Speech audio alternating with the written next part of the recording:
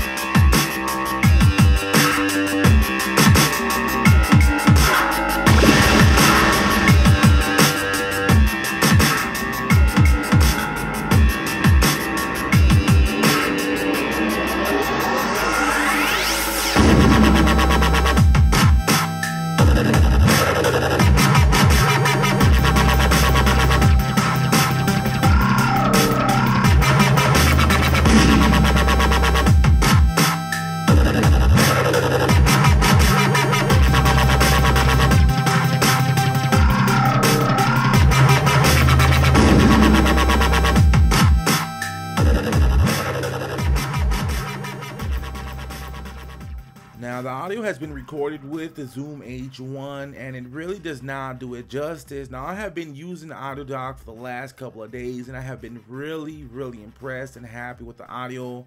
You also get that nice clean bass from the system. This has been a audio demo of the Audyssey audio dock. Now, the full review will be coming soon, so please stay tuned to the channel. And I also have the Audyssey media speakers.